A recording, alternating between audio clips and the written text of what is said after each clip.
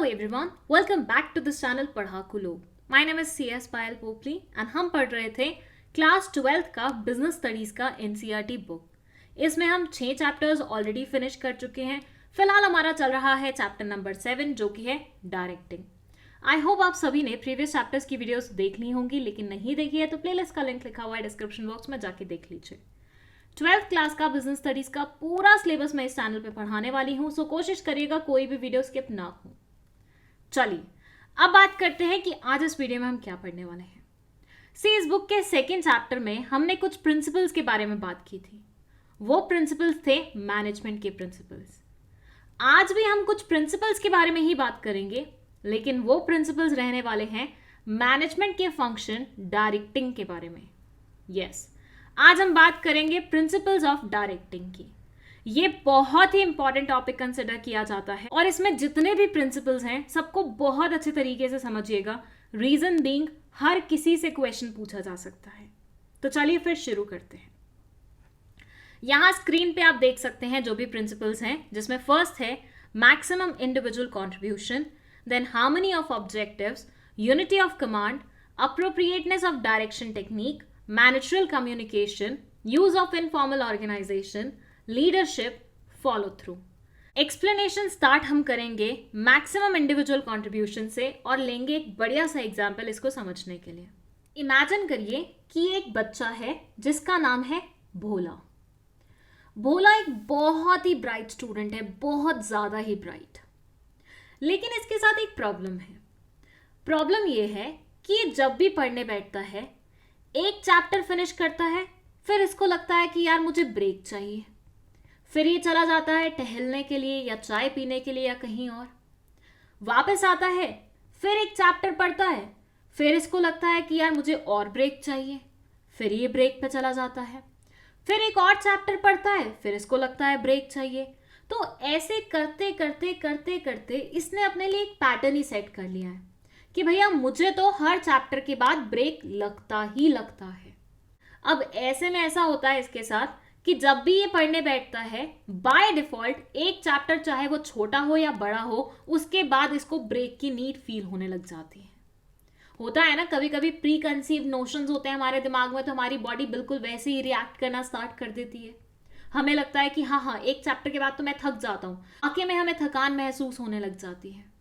भोला के साथ भी सेम प्रॉब्लम है. अब इसकी वजह से हो ये रहा है कि ये 6 घंटे पढ़ने बैठता है तो इफेक्टिव पढ़ाई सिर्फ 3 घंटे की होती है, क्योंकि बाकी 3 घंटे तो ये चाय ब्रेक पे या टहलने के लिए कहीं कहीं चला जाता है. एक टीचर ने जब इसका ये पैटर्न नोटिस किया तो उसको समझ में आया कि भोला को थोड़े से ज्ञान की जरूरत है, भोला को थोड़े से डायरेक्शन की जरूरत है. तो वो टीचर एक बहुत अच्छा मोटिवेटर था, बहुत अच्छा लीडर था. उसने भोला को बुलाया और बोला मेरे पास बैठो. उसे समझाया कि तुमने कभी कोशिश की है एक गो में, एक सिटिंग में पूरा सिलेबस फिनिश करने की. भोला ने बोला नहीं सर, ऐसा कैसे हो सकता है, ऐसा तो मेरे साथ पॉसिबल ही नहीं है, मुझे तो हर चैप्टर के बाद ब्रेक लगती है.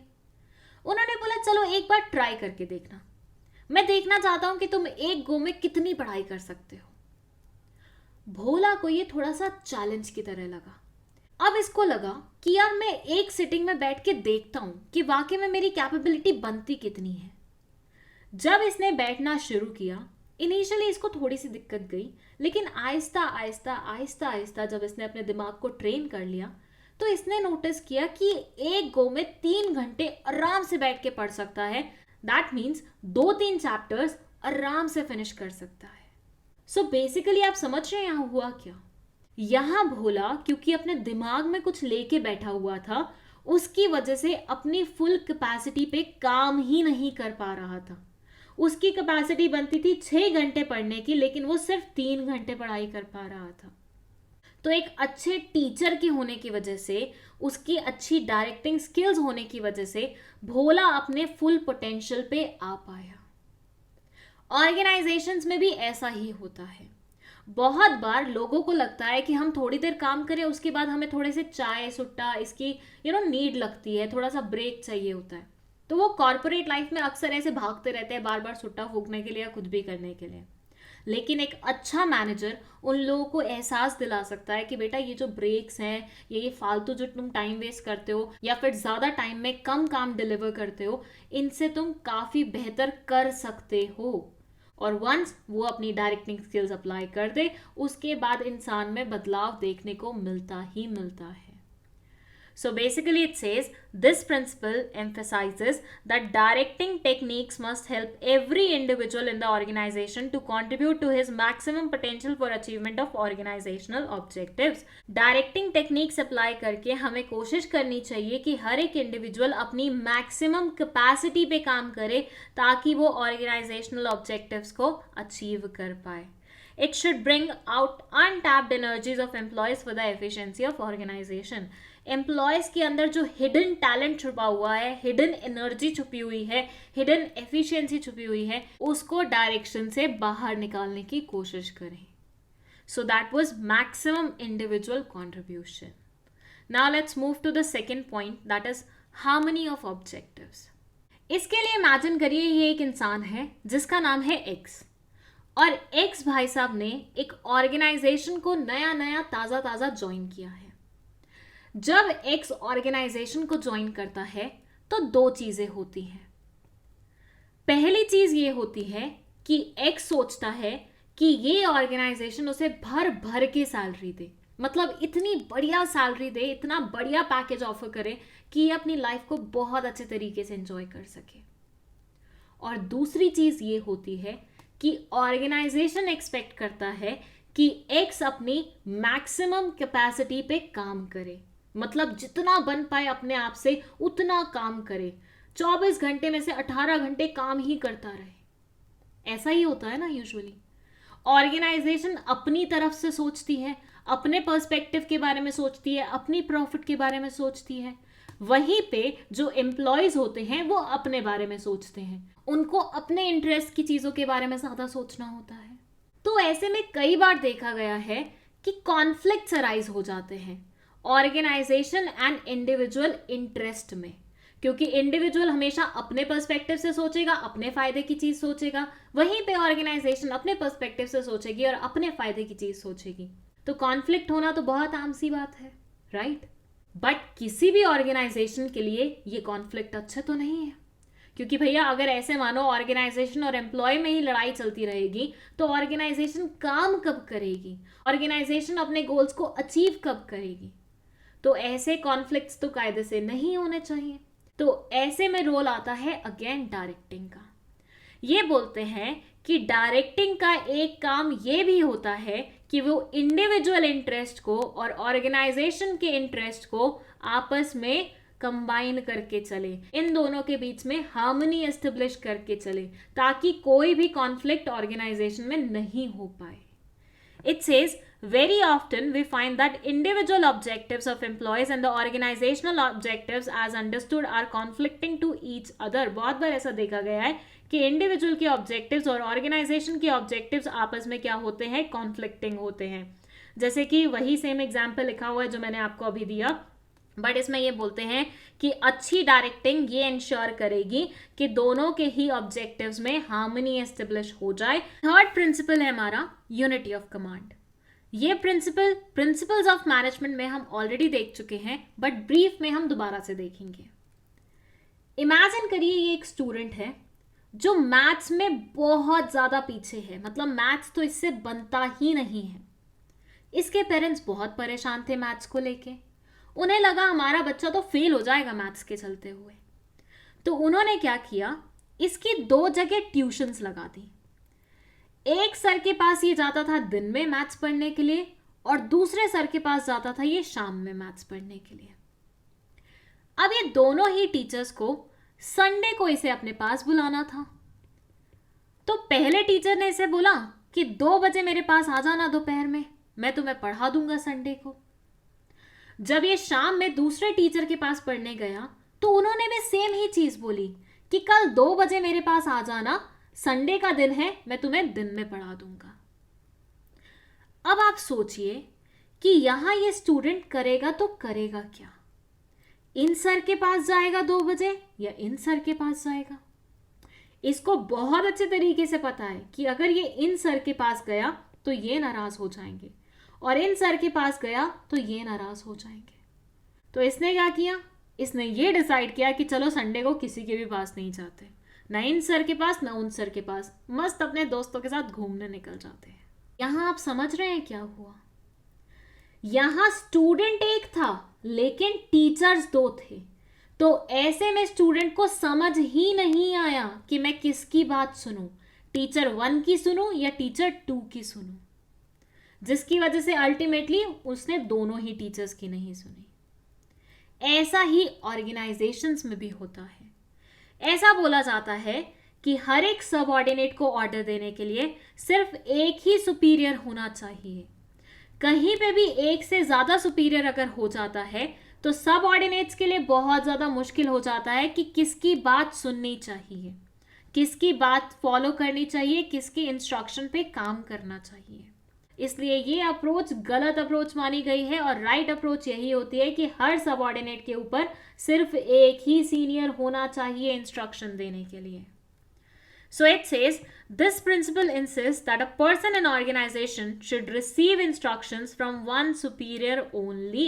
हर एक सबऑर्डिनेट को सिर्फ एक ही सुपीरियर से इंस्ट्रक्शन मिलना चाहिए, अदरवाइज कॉन्फ्लिक्ट हो जाएगा ऑर्गेनाइजेशन में, डिसऑर्डर फैल जाएगा और कंफ्यूजन हो जाएगा। नेक्स्ट प्रिंसिपल है हमारा अप्रोप्रिएटनेस ऑफ डायरेक्शन टेक्निक। ये क्या बोलता है? अब यहां ना हम 2 सिचुएशंस लेंगे, सिचुएशन 1 और सिचुएशन 2। दोनों ही सिचुएशंस में एक टीचर है और 2 स्टूडेंट्स हैं। एक स्टूडेंट का नाम है X और एक स्टूडेंट का नाम है Y। अब हुआ क्या ना कि ये दोनों ही स्टूडेंट्स बहुत ज़्यादा ब्राइट हैं, मतलब बहुत स्मार्ट हैं, लाइफ में बहुत कुछ कर सकते हैं। बट प्रॉब्लम ये जा रही है कि क्लास ग्रुप्स के चलते हुए ये लोग पढ़ाई नहीं करते, अपनी स्मार्टनेस को बाहर आने ही नहीं देते। टीचर ने ये चीज़ रियलाइज कर ली, उनको समझ आ गया कि XY की कैपेबिलिटीज तो बहुत हैं, लेकिन ये दोनों ही अपनी फुल कैपेबिलिटीज पे काम नहीं कर रहे। टीचर ने सोचा चलो एक दिन इनको मोटिवेट करा जाए। बस सोचने की देर थी, टीचर क्लास में आई, दोनों को सामने बिठाया और दोनों से ही बातचीत करना शुरू कर दिया। सिचुएशन 1 में टीचर दोनों ही स्टूडेंट्स को सामने बिठा के बोल रही है कि तुम दोनों बहुत कुछ अचीव कर सकते हो लाइफ में, तुम्हारी बहुत कैपेबिलिटीज बनती हैं, पता नहीं तुम लोग कर क्या रहे हो अपनी लाइफ के साथ, मुझे समझ नहीं आ रहा, लेकिन मुझे तुम दोनों से बहुत ज़्यादा एक्सपेक्टेशंस हैं।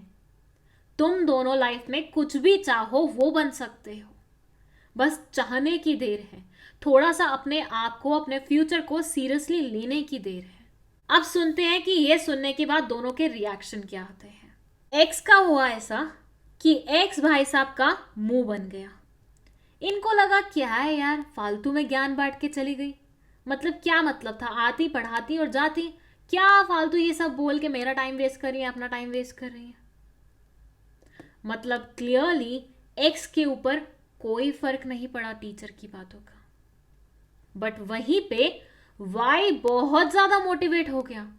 इसको लगा यार यस टीचर इज राइट, मेरी बहुत कैपेबिलिटी बनती है, मैं बहुत कुछ कर सकता हूं, मेरे को अब से अपने आप को थोड़ा सा सीरियसली लेना चाहिए। ये हो गया फुल ऑन मोटिवेटेड। अब हम आ जाते हैं सिचुएशन नंबर 2 पे। सिचुएशन 2 में भी कुछ ऐसा ही हुआ। एक्स वाई दोनों ही बहुत ब्राइट स्टूडेंट्स थे, अपनी कैपेबिलिटीज नहीं पहचान पा रहे थे, टीचर ने पहचान ली और आके इनको ज्ञानबाजी शुरू कर दी। बट यहाँ टीचर ज्ञान थोड़े अलग तरीके से दे रही थी, यहाँ टीचर मोटिवेट थोड़ा अलग तरीके से कर रही थी। टीचर ने क्या किया, दोनों को सामने बिठाया और बोलना शुरू किया कि एक्स और वाई तुम दोनों से मुझे कोई उम्मीद नहीं है, तुम दोनों सबसे नालायक स्टूडेंट्स में से एक हो, तुम कुछ कर ही नहीं सकते हो लाइफ में, तुम कुछ बन ही नहीं सकते हो, तुम्हारे बस का कुछ भी नहीं है, तुम अपने पेरेंट्स के पैसे बर्बाद कर रहे हो यहाँ की फीस भरवा के, तुम दोनों को घर बैठ जाना चाहिए। चलिए अब जानते हैं कि रिएक्शंस कैसे आ रहे हैं। वाई ये बात सुन के बहुत ज्यादा मायूस हो गया। उसको लगा यार टीचर हमसे इतना, मतलब इतना कम एक्सपेक्ट करती हैं, मैं इतना बुरा हूं क्या, मतलब मैं इतना भी लायक नहीं हूं। और सोचते सोचते ओवर थिंक करते करते वो हो गया बीमार और घर पे पड़ गया, 3 दिन के लिए सिक लीव डाल दी। वहीं पे जो एक्स था उसको बहुत बुरा लगा ये सुन के। उसने बोला टीचर मुझे ऐसा बोल कैसे सकती है, मेरे बारे में ऐसा सोच कैसे सकती है। अब मैं इस टीचर को गलत प्रूफ करके दिखाऊंगा और मैं कुछ बन के दिखाऊंगा। यहां एक्स इतने बढ़िया तरीके से मोटिवेट हुआ कि उसने इस बार एग्जाम्स में टॉप करके दिखाया। क्या आप समझे यहां पे हुआ क्या दोनों सिचुएशंस में? फर्स्ट सिचुएशन में टीचर ने दोनों को मोटिवेट करने के लिए पॉजिटिव मोटिवेशन की टेक्निक अपनाई कि दोनों को पॉजिटिव पॉजिटिव बोला, लेकिन वो एक्स के लिए काम नहीं की पर वाई के लिए काम कर गई। वहीं पे सिचुएशन 2 में टीचर ने मोटिवेशन के लिए नेगेटिव अप्रोच अपनाई। यहां पे उन्होंने इतना नेगेटिव नेगेटिव नेगेटिव बोला, लेकिन वो चीज वाई के ऊपर काम नहीं कर पाई, लेकिन एक्स के ऊपर काम कर गई। अल्टीमेटली अगर आप देखो दोनों ही सिचुएशंस में टीचर जो चाह रही थी वो हो गया, लेकिन अलग अलग इंसानों द्वारा। सो यहां से थोड़ा बहुत आपको समझ में आया कि हर किसी इंसान को मोटिवेट करने के लिए या डायरेक्ट करने के लिए सेम टेक्निक नहीं अपनाई जा सकती है। ऑर्गेनाइजेशन में भी कुछ ऐसा ही होता है। जब आपको किसी को लीड करना होता है, सुपरवाइज करना होता है, मोटिवेट करना होता है, उससे कुछ कम्युनिकेट करना होता है, तो आपको देखना पड़ता है कि सामने वाले के ऊपर कौन से वाली टेक्निक काम करेगी। ऑर्गेनाइजेशन में कुछ लोग होते हैं जो पैसे के लिए आते हैं, उनको ज़्यादा से ज़्यादा पैसे कमाने होते हैं, तो उनको मोटिवेशन पैसे से मिलती है। उनको जितना जितना पैसा ऑफर करते रहोगे वो उतना मोटिवेटेड होकर काम करते रहेंगे। लेकिन वहीं पे कुछ लोग अपने आप को प्रूव करने आते हैं, वो लोगों को दिखाने आते हैं कि हमारी क्या क्षमताएं बनती हैं, वो फेमस होने के लिए आते हैं, तो उनको फेम रिकग्निशन की ज़रूरत होती है, लोगों के सामने उनके लिए तालियां बजवा दी जाए, उन सब चीज़ों की ज़रूरत होती है, वो वहाँ से मोटिवेट होते हैं। तो अच्छा manager with good directing skills वही माना जाता है जो ये समझ जाए कि किस इंसान के ऊपर कौन से वाली टेक्निक काम आएगी और वो टेक्निक फिर वो उसके ऊपर अप्लाई करता है। तो this principle says appropriate motivational and leadership techniques should be used while directing the people based on subordinate needs, capabilities, attitudes and other situational variables. आपको appropriate technique ढूंढनी पड़ती है लोगों को study करने के बाद, और फिर आप उनके ऊपर वो सारी चीज़ें अप्लाई करते हो। सेम एग्जाम्पल जो मैंने आपको दिया वो यहाँ लिखा हुआ है। चलिए इसी के साथ चलते हैं हम हमारे नेक्स्ट प्रिंसिपल पे, that is use of informal organisation. अब ये प्रिंसिपल समझाने के लिए ना मैं अपने पुराने ऑफिस का एग्जाम्पल लूंगी। मेरे पुराने ऑफिस में ना 4 अलग अलग departments as well as cabins बने हुए थे। हर एक डिपार्टमेंट के एक बॉस हुआ करते थे जो उस इंडिविजुअल कैबिन में बैठा करते थे। अब देखो ऑफिस में ना 25 लोग थे, 25 से भी ज़्यादा लोग थे ऐसे मानो, जिसमें एम्प्लॉयज़ भी आ जाते थे, ऑफिस बॉय भी आ जाता था, एज वेल एज इंटर्न्स भी आ जाते थे। तो 4 बॉस हैं और 25 लोग जो कि उनके अंडर काम कर रहे हैं। अब भाई इतने सारे लोग हों तो ऑफिस में हरकतें तो बहुत होंगी। ऐसी हरकतें भी होंगी जो इन कैबिन तक पहुंचती थी और ऐसी हरकतें भी होंगी जो इन कैबिन्स तक कभी नहीं पहुंच सकती थी।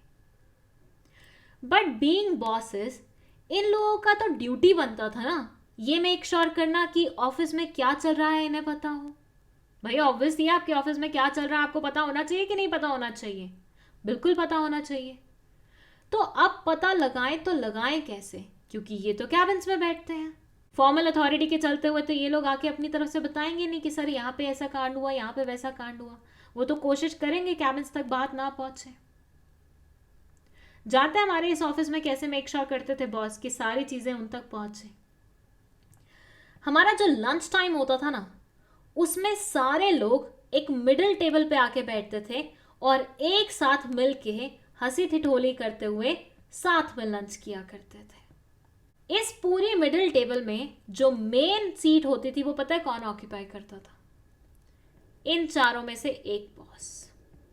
यस, लंच टाइम में वो हम लोगों को बिल्कुल भुलवा देते थे कि वो बॉस है। हमारे सामने बैठ जाते थे, हम लोगों के साथ मस्ती करते थे, बातें करते थे, अपने एक्सपीरियंसेस शेयर करते थे, और उसी मस्ती मस्ती में हम सब से जितने भी हमारे कच्चे चिट्ठे होते थे वो खुलवा लेते थे।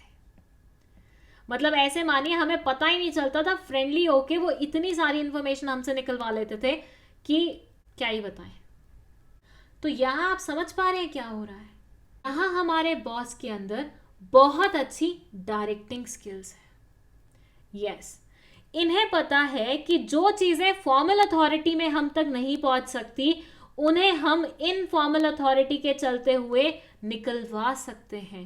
वो सारी इंफॉर्मेशन हम पा सकते हैं जो कि हमें फॉर्मली नहीं मिल सकती with the help of informal organisation. हमेशा बोला जाता है कि एक मैनेजर को इतना सक्षम होना चाहिए, इतने फ्रेंडली टर्म्स उसके लोगों के साथ होने चाहिए कि जो चीज़ें फॉर्मल ऑर्गेनाइजेशन में उस तक नहीं पहुंच पा रही हैं उन चीज़ों को वो इनफॉर्मली लोगों से कहीं ना कहीं निकलवा ले। इसी को अच्छी डायरेक्टिंग स्किल्स माना जाता है। This principle says a manager should realize that informal groups or organization exist within every formal organization। Her organisation में फॉर्मल के साथ साथ इनफॉर्मल ऑर्गेनाइजेशन भी रहती है, तो उसे स्पॉट करना चाहिए उस इनफॉर्मल ऑर्गेनाइजेशन को, और ऑर्गेनाइजेशन के बेनिफिट के लिए कैसे उसे इफेक्टिवली यूज किया जा सकता है वो करना चाहिए। नेक्स्ट प्रिंसिपल है मैनेजरल कम्युनिकेशन। अब ये क्या बोलता है? इमेजिन करिए ये एक टीचर है, फॉर से इंग्लिश के टीचर हैं, ठीक है, और ये है इनके स्टूडेंट्स। ये टीचर पढ़ा के जा रही थी, इनका पीरियड खत्म हो रहा था और दूसरी टीचर एंट्री ले रही थी क्लास में। तो उस टाइम पे ना इन टीचर ने जाते जाते बोला कि कल मेरे सब्जेक्ट की बुक लेके आना। कौन से वाली बुक ये नहीं अनाउंस किया, सिर्फ यही बोला मेरे सब्जेक्ट की बुक लेके आना। अब इन मैडम के सब्जेक्ट की थी 3 बुक्स, एक थी लिटरेचर वाली बुक, एक थी वर्क बुक और एक थी ग्रामर वाली बुक। बच्चे बेचारे कंफ्यूज कि बताया तो है नहीं कि कौन सी वाली बुक लानी है। तो मैक्सिमम स्टूडेंट्स ने ये देखा कि आजकल मैम लिटरेचर ही पढ़ा रही हैं, तो बट ऑब्वियस यही वाली बुक मंगवा रही होंगी। सारे बच्चे अगले दिन यही बुक ले गए क्लास में। नेक्स्ट डे टीचर ने क्लास में आके पूछा कि क्या आप लोग वर्क बुक लाए हैं? बच्चे बोले नहीं मैम, हम तो लिटरेचर की बुक लाए हैं। तो मैम ने बोला कल जाते हुए मैंने आपको बोला था ना कि मेरी बुक लेके आनी है, फिर क्यों नहीं लेके आए आप लोग? बच्चों ने बोला मैम आपने ये तो स्पेसिफाई किया ही नहीं था कि कौन सी वाली बुक लानी है, तो हम कैसे सपोज कर ले कि कौन सी बुक लानी है? हमें लगा आप लिटरेचर पढ़ा रही हो तो हम लिटरेचर उठा के ले आए। तो वर्क बुक का जो काम आज हो सकता था वो रह गया जस्ट बिकॉज टीचर ने प्रॉपर इंस्ट्रक्शन नहीं दी। तो यहां से आप क्या समझे कि जब भी आप किसी इंसान से कुछ एक्सपेक्ट करते हैं कि वो करें, उसके लिए बहुत ज़्यादा ज़रूरी होता है आप उन्हें क्लियरली क्लैरिटी के साथ प्रॉपरली इंस्ट्रक्ट करें। Same goes for directing also. Manager जब भी डायरेक्टिंग कर रहा होता है उसे मेक श्योर करना होता है कि वो सब लोगों से वैसे बात करे जैसे उन्हें समझ में आए, प्लस बहुत ही क्लियर लैंग्वेज में बात करे ताकि सारे सबऑर्डिनेट्स उसकी बात समझ पाएं और उसके अकॉर्डिंग एक्ट कर पाएं। So it says effective managerial communication across all the levels in the organization makes direction effective। अगर managerial communication effective होगी तो उससे directing भी effective हो जाएगी। Then ये बोलते हैं directing should convey clear instructions to create total understanding to subordinates। Directing में हमेशा क्लियर इंस्ट्रक्शंस होनी चाहिए ताकि सबऑर्डिनेट सारे पर्सपेक्टिव्स को अच्छे से समझ पाएं, सारे पॉइंट्स को अच्छे से समझ पाएं। एंड अंडरस्टैंडिंग क्रिएट करने के लिए आप एक और चीज कर सकते हैं, दैट इज फीडबैक लेना। बचपन में याद है ना, जब भी मम्मी हमें कोई बात बोलती थी कि ये जाके पड़ोस वाली आंटी को बता दो, तो वापस हमसे पूछती थी बताओ मैंने क्या बोला। आई डोंट नो तुम लोगों की मॉम्स ऐसा करती थी कि नहीं करती थी, मेरी मॉम तो बहुत करती थी। वो जब भी मुझे बोलती थी कि दुकान से ये सामान लेके आना है तो मुझसे जाते जाते पूछती थी मैंने कौन कौन सा सामान बताया है, बोलो जरा बताओ मुझे। फिर मैं उन्हें बताती थी, वो ठीक होता था तो वो मुझे जाने देती थी, नहीं ठीक होता था तो दोबारा से समझाती थी। ये होता है फीडबैक लेना, ताकि आप समझ पाएं कि जो इंस्ट्रक्शन आपने सामने वाले को दी है क्या उसको समझ में आई है कि नहीं समझ में आई है। तो मैनेजरल कम्युनिकेशन में बस इतना ही है. And now let's go to next point, next principle, जो कि है leadership. It says, while directing the subordinates, managers should exercise good leadership as it can influence the subordinates positively without causing dissatisfaction among them. जब भी कोई इंसान directing function अपना निभा रहा होता है, उसे मेक श्योर करना चाहिए कि वो एक अच्छे लीडर की तरह बिहेव करे, अच्छे लीडर की तरह अपने पूरे ग्रुप को लीड करे, ताकि किसी भी इंसान को ऐसा ना लगे कि मैं पिछड़ रहा हूँ, मैं छूट रहा हूँ, मेरे ऊपर ध्यान नहीं दिया जा रहा, मुझे सीरियसली नहीं लिया जा रहा, and at the same time मैं स्लेव की तरह काम कर रहा हूँ या ऐसा कुछ भी. तो पॉजिटिव वे में सारे के सारे सबऑर्डिनेट्स काम करें. इसके लिए बहुत ज़्यादा ज़रूरी है कि जो मैनेजर है वो एक अच्छा लीडर बन के दिखाए. अब एक अच्छा लीडर कौन होता है ये हम जानेंगे आगे की वीडियोस में, जब हम qualities of a good leader discuss कर रहे होंगे. ठीक है, चलिए इसी के साथ आ जाते हैं हम हमारे लास्ट पॉइंट पे, वो है फॉलो थ्रू. देखो, मेरे घर में ना एक चीज़ होती है. मेरी मॉम ना जब भी मुझे किचन में कोई भी चीज़ बनाने के लिए बोलती हैं, फॉर से कोई पर्टिकुलर स्पेसिफिक सब्जी बनाने के लिए बोलती हैं, तो वो मुझे इंस्ट्रक्शन देने के बाद ना आके मेरे सर पे भी खड़ी हो जाती हैं. वो देखती हैं कि उन्होंने जो इंस्ट्रक्शंस मुझे दी हैं क्या मैं अच्छे से फॉलो कर रही हूँ कि नहीं कर रही हूँ, कहीं उल्टा सीधा कुछ तो नहीं कर रही. जहाँ मैं थोड़ा सा कुछ गलत करने लग जाती हूँ वहाँ मुझे सही भी करती हैं, करेक्ट भी करती हैं. और ये भी मेक श्योर करती हैं कि जो काम उन्होंने मुझे दिया है वो मैं पूरी तरह से कंप्लीट कर रही हूं कि नहीं कर रही हूं. ये बोलते हैं डायरेक्टिंग में भी ये चीज बहुत ज्यादा इंपॉर्टेंट होती है.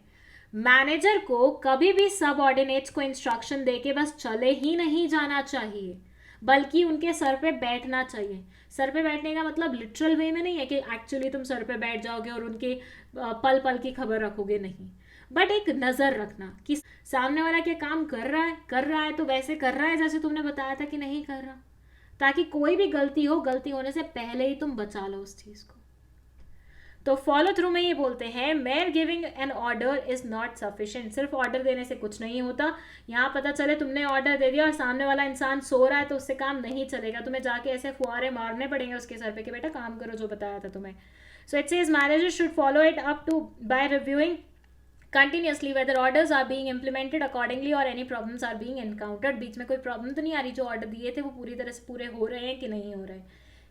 If necessary suitable modification should be made in the direction. अगर कभी ज़रूरत लगे तो मॉडिफिकेशन भी कर सकते हैं. And that's it. फाइनली यहाँ पे सारे के सारे प्रिंसिपल्स खत्म होते हैं. आई होप आपको ये पूरी वीडियो बहुत अच्छे तरीके से समझ में आई है. बहुत मेहनत लगती है नॉर्मल वीडियोस बनने में. आई सॉ सम स्टूडेंट्स बहुत क्रिप कर रहे थे वो कि मैम वीडियोस बहुत लेट आ रही हैं, ऐसा हो रहा है वैसा हो रहा है. बेटा मैं अपनी तरफ से पूरी कोशिश कर रही हूँ. इट्स जस्ट कि कई बार क्या होता है कुछ वीडियोस में टाइम लग जाता है, एफर्ट ज़्यादा लग जाते हैं, इसलिए थोड़ा सा डिले हो जाता है. बट अब से आई ट्राई कि कंटिन्यूसली वीडियोज़ आएँ. एंड अगर ये वीडियो पसंद आए है तो लाइक का बटन दबा दीजिए. इस चैनल को अपने दोस्तों के साथ शेयर भी कर लीजिए, एज वेल एज सब्सक्राइब भी करते जाइएगा. 12th क्लास के नोट्स चाहिए तो वो आप व्हाट्सएप वाले नंबर से ले सकते हैं. नोट्स पेड रहेंगे. And that's it. Thank you so much for watching this video.